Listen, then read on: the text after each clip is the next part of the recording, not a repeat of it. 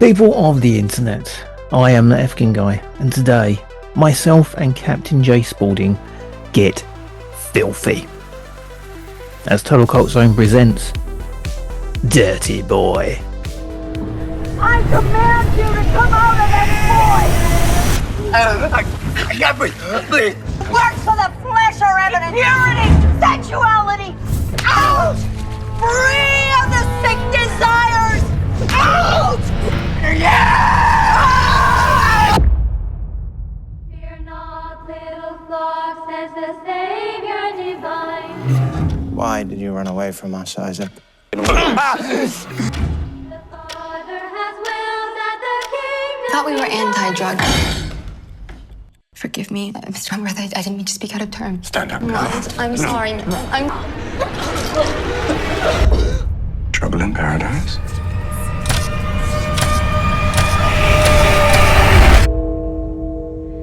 far whiter than snow and as fair as the day.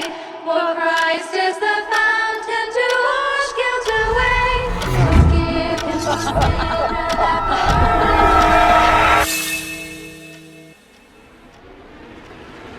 Let's play a game, shall we?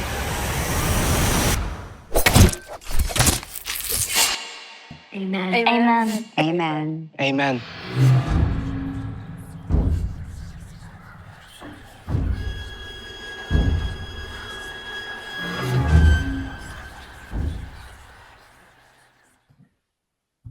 But then got myself a vegan Kit Kat. Looks like it's been crushed. That's what vegan chocolate usually looks like.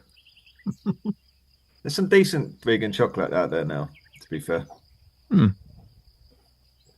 Still can't get bacon right, but the chocolate's not too bad. Yeah, I don't think you can never get bacon right. You never will. You're never going to get that texture. I've seen the fried egg one they got now. It's actual fried eggs, Yeah. shaped like them with the yolk. And they have to sort of heat them up.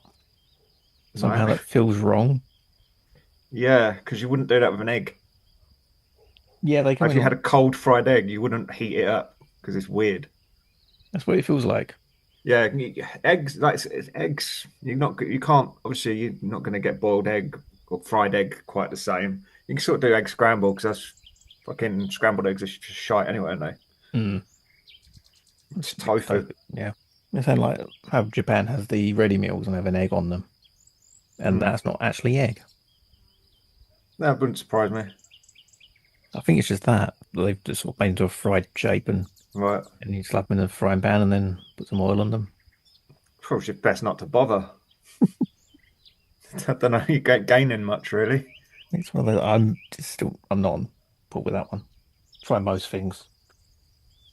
I did try the eggs in the what's it like eggs in a carton, like scrambled eggs in a carton, or you can do omelets. Oh with them. yeah, yogs. Yeah, and they smell like sulfur. Yeah, I've used it in baking more. I don't use it as is because it is fucking. I tried it as scrambled egg out of curiosity, and it was fucking vile. Bear in mind, I still eat eggs, so I'm far more aware of the difference than you might be because you haven't eaten them for years. But yeah, it's horrible. But it's made out of aquafaba. Pretty sure aquafaba tastes a bit better. Probably, yeah. I don't But know why they added some shit in it, I imagine. But yeah, I don't know how they got it to smell that bad. And crack open, it's like, I don't want to eat this. Don't want this anywhere near my mouth. no, it's all right in baking. And I put 'cause most it things in my works. mouth. rather suck a rancid cock than eat these eggs.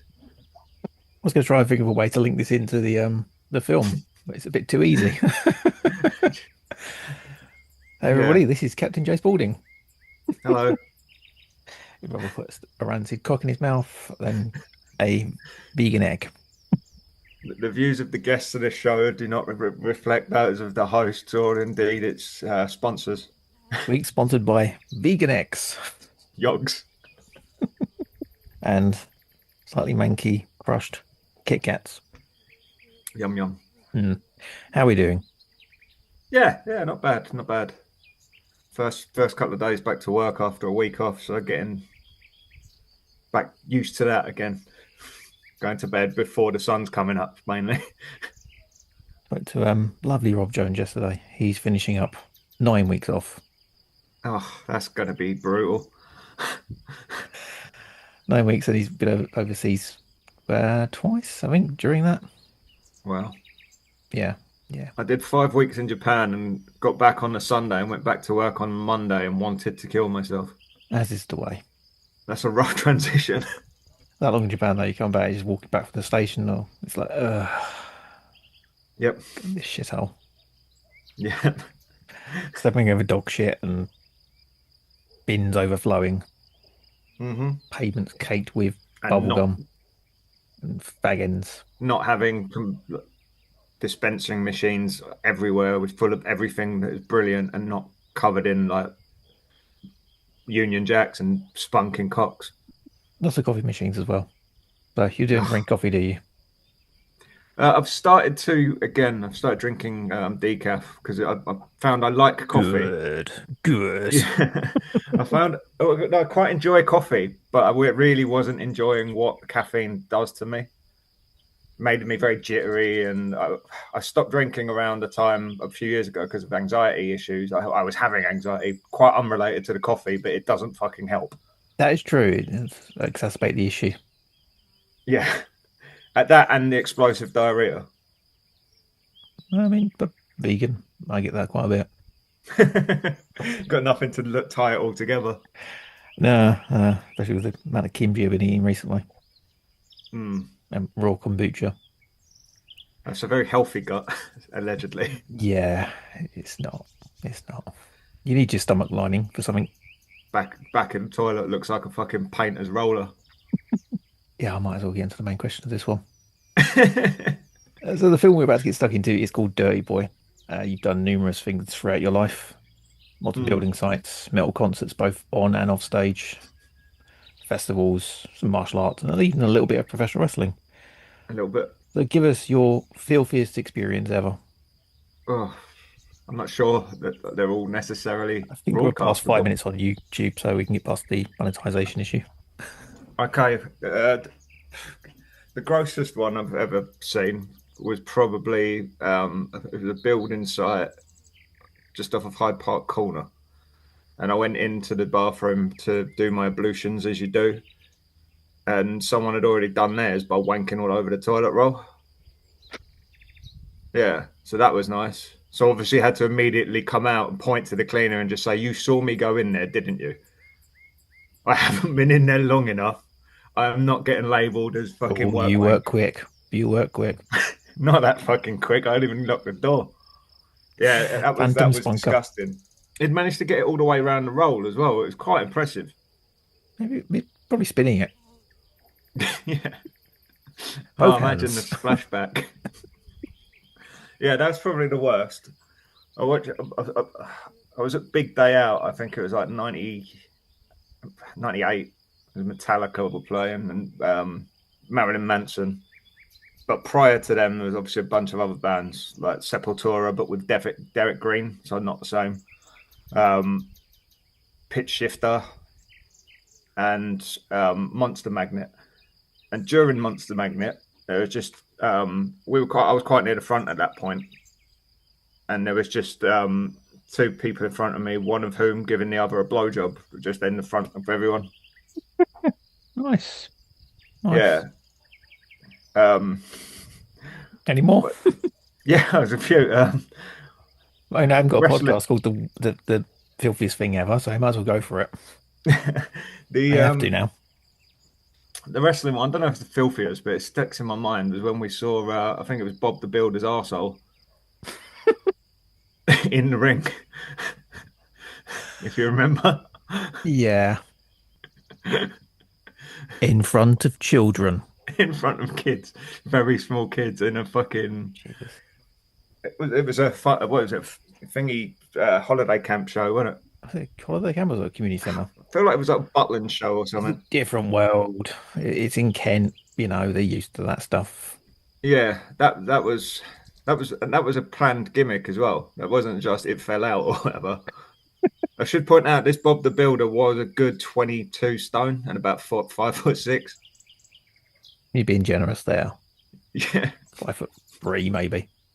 very short, very rotund. Very banned from most campsites nowadays, apparently. Yeah, and probably schools. Yeah. So yeah, there's a few. I could probably think of more, but there's enough to get you going. I'm sure the makers of this film are enjoying this. They call it Dirty Boy, though. You expect it. I mean, you asked for it. You made it. You made me watch it. Yeah. Yeah. Dirty Boy marks writer and producer Doug Rao's feature-length directorial debut, which critics have already started praising, with Dread Central saying it laughs in the face of horror and Cut to the Take calling it trippy, acid, hella fun in a twisted way. Dirty Boy's standout cast includes Graham McTavish, Stan Steinbichler, Susie Porter, and Honor Gillies. Gillies? They're from films. The film was produced by Giles and Alderson, Sarah Ann Grill, and Mark Lichtenberg, who also star in the film. Raised in an oppressive cult, a reclusive schizophrenic discovers it is being framed by the cult leaders for a series of ritualistic murders and must prove his innocence by saving their next victim and destroying the evil sect from within. Okay, I do have a director's statement here as well. Do you want to hear that one? Yeah, go on.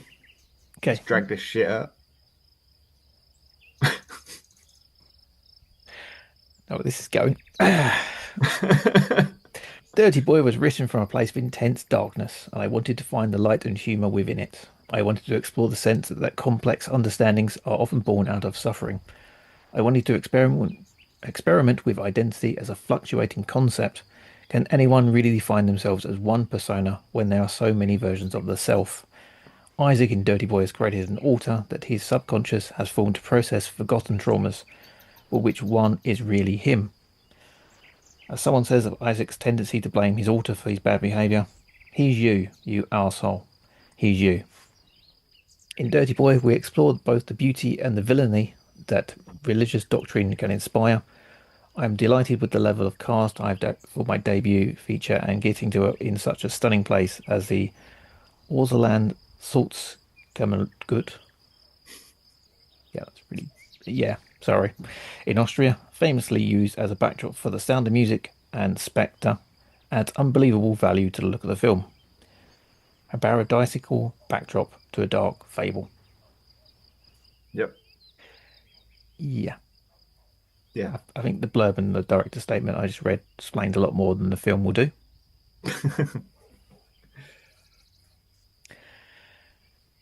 So, thoughts? It's a film.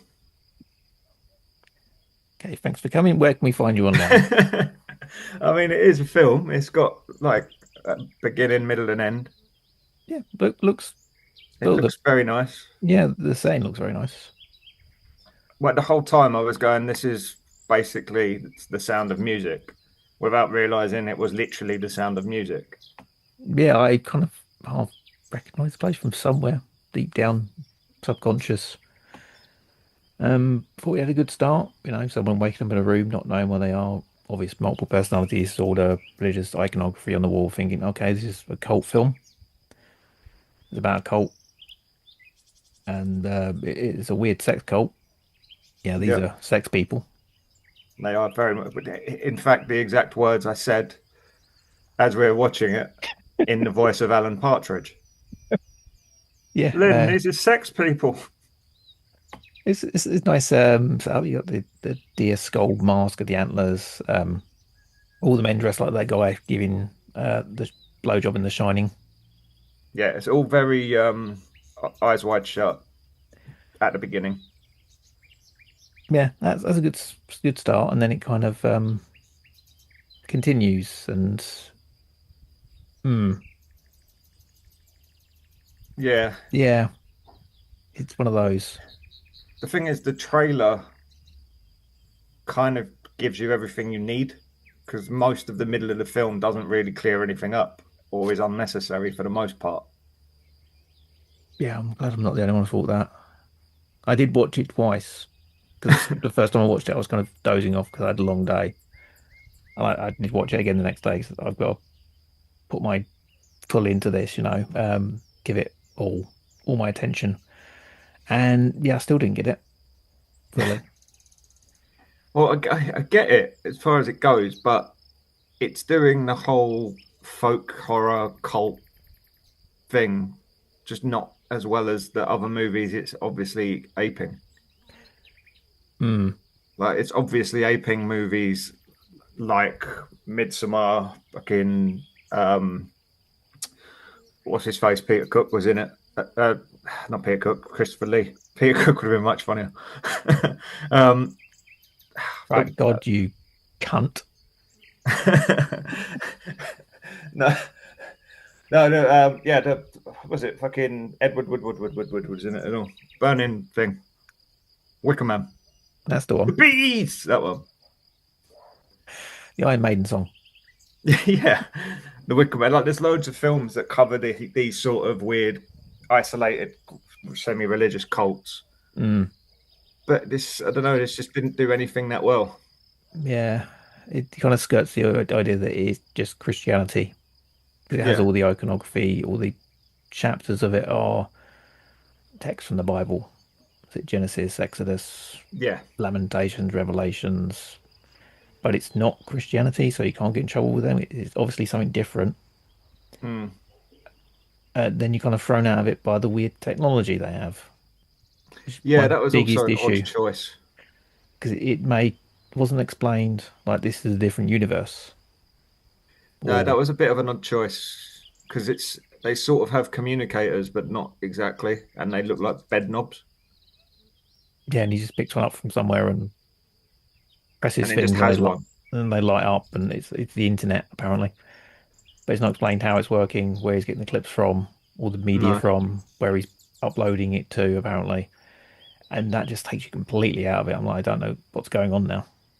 Well, that and the fact that he's obviously being controlled, and that they're in a very controlling environment that check you for everything, but they don't look under a teenage boy's mattress.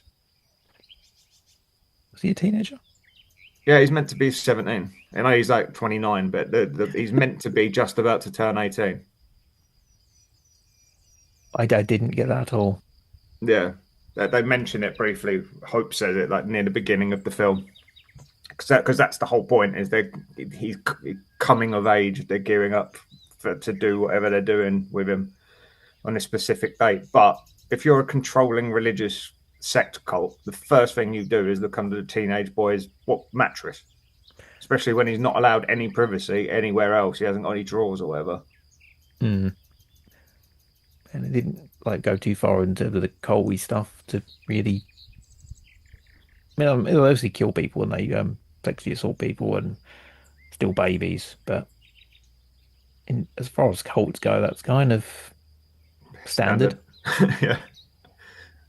Well, they're obviously going for that kind of. The cult is sort of that trad Christian sort of thing, because they're all of the women are basically set up as breeders.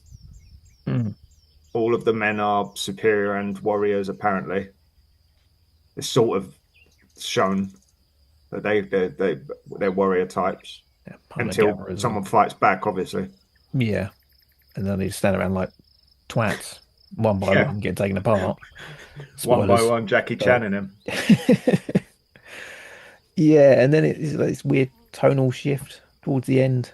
I found, I think he escapes, and then they're all doing this big walk through the woods to some gathering, wherever it was, and they get a message on their weird beeper thingy majiggy. He looks at his ball and goes, the gathering's off, and they walk back. When they walk back, the way they're doing it, the way it's shot, and the music accompanying it made it look like a big train sketch. It kind of did, yeah. And then the rest of the film, I'm like, looks like a comedy sketch thing. I'm waiting for the jokes, and then they were telling jokes at the end. Yes. And there's jokes throughout, and there's a reason why it's telling the jokes because of there is whatever. But then it turns into a stand-up comedy special almost, and it's supposed to be funny. It's supposed to be a comedy, but the rest of the film isn't. No. I've got the word uneven written down many times. Yeah, it doesn't really know what it is. But on like plus notes, it does look quite nice. Yeah, and it's intriguing, I guess. I'm guessing someone will get it. Well, I watched all of it. I watched it twice. Admittedly, my wife saying, "Why did you agree to watch this? Do I have to watch this with you?" Yes, sit down. We're watching the film. Can you get on with the dog? Yeah, well, yeah, that would have. I should have gone for the other was it Good Boy or Dirty Boy or whatever it's called. Yeah, good boy. The The German weird one. German one. Which I can find in German, but yeah, I could probably understand enough of it. This is Frank. He's a dog. Ah, right. He lives with me. Da. Scheiße. Yep, got you. I know what this film's about. Yeah, I think I've understood that more in a completely different language.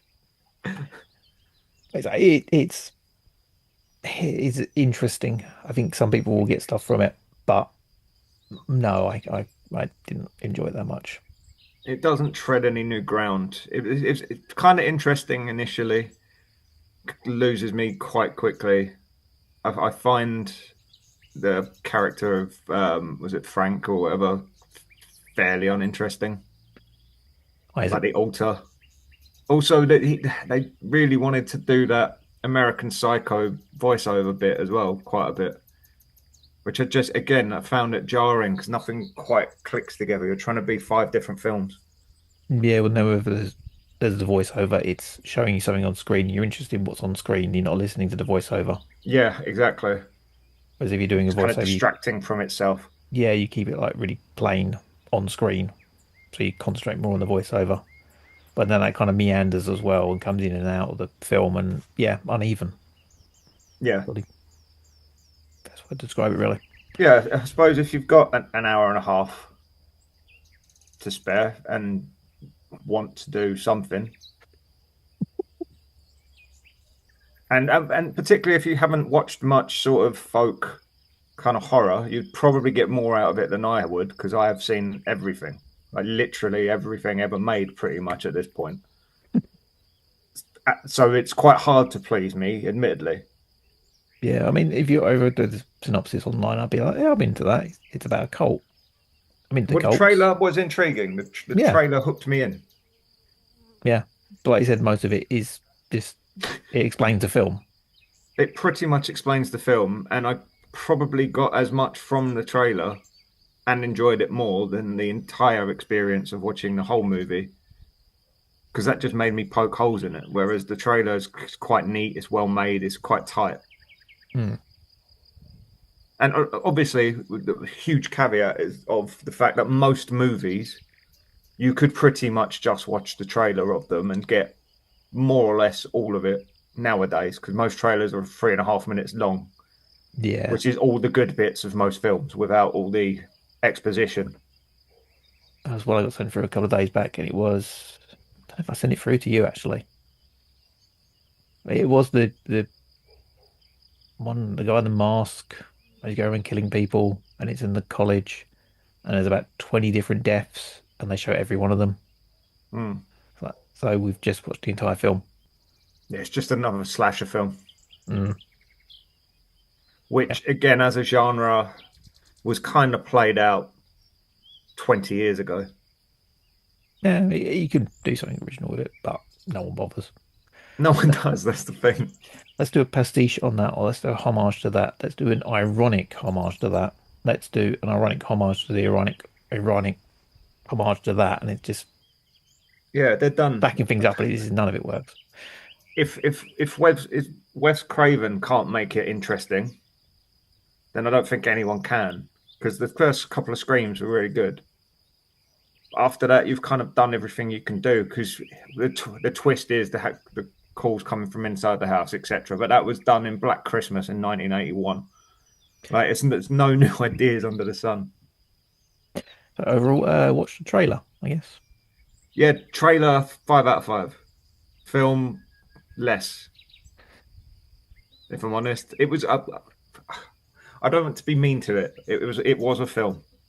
Yeah, I think some people will get something out of it, but for me, no. No, Some people are liking it. I don't get what they're seeing with it, but yeah. I'm not here to yuck your yum.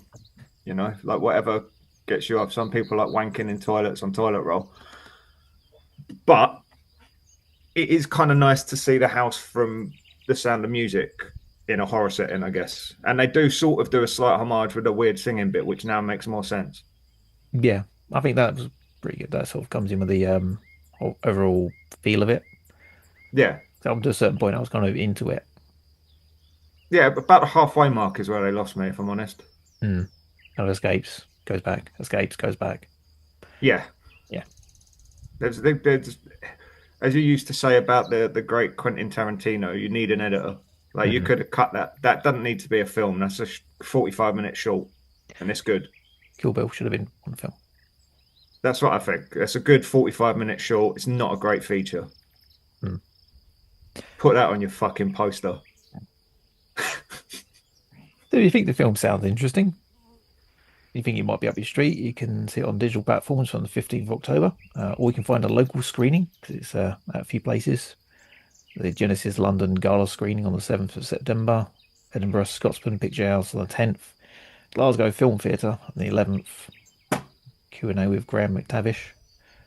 Actually, all of these have a Q&A on them. Nice. Yeah. Perth Playhouse 12th of September, and All Is Joy in Soho 29th of September.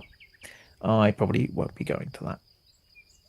It'd probably be an experience in the crowd, and it'd look good on the big screen, certainly. We're going to go dress up Yeah, like wear your full lederhosen. and get wanked off in the cinema. Yay. Where can't we find you online? I'm just about on Blue Sky. That's it, really, because everywhere else is a fucking Nazi hellhole now. Yay. Can't move for Hitler salutes and fucking George's crosses. Otherwise, talkcoxzone.com for all my stuff. Issue 2 of the zine launched yesterday. There's no flag. There's art and music playlists and movie reviews and reviews for things that I've watched outside of the show and outside of film, like a ballet. There you Nice. go. Yeah. There's also a link to Standout. I do like them. That's true. There's also links to my socials and my Ko-fi site, which has a whole bunch of stuff on it as well. You can get the zine in colour if you want to pay me a couple of quid. Yeah, because the website is a zine and it's in black and white. Talkcoxzone.com. Blah. Wrap your chocolate. Yum, yum, yum. Not even eating fingers. Eating it whole. I'll do a spoiler zone. Yeah, go on if you want.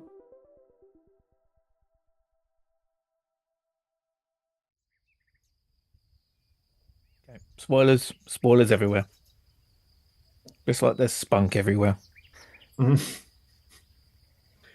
What was the point of him breathing fire at the beginning?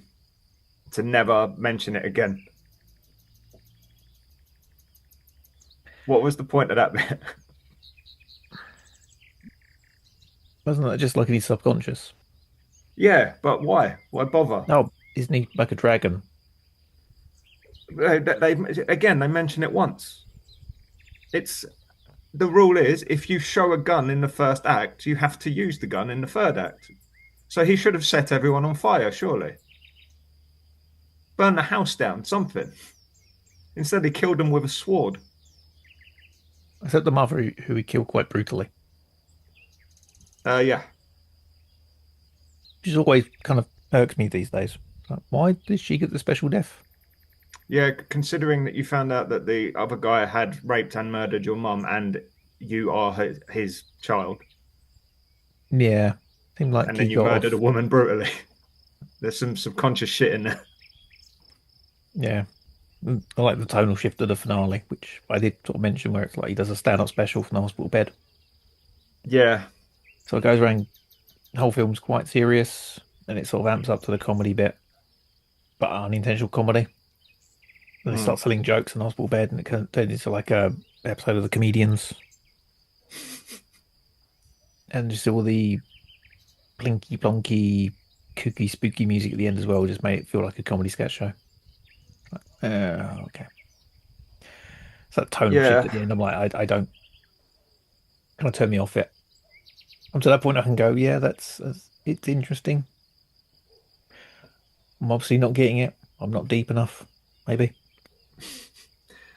Well, I mean, saying you're not deep enough to understand my art is always a surefire way of winning a crowd over. Okay, Mr. Pretentious, go and sit in the corner in your black overcoat and drink coffee and fucking smoke cigarettes through one of them long filters, you prick.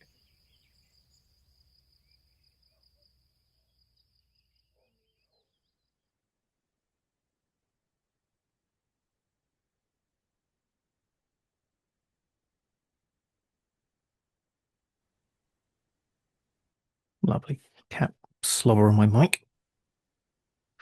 People of the internet, I am the Efkin guy, and today myself and Captain always works. People of the internet, I am the Efkin guy, and today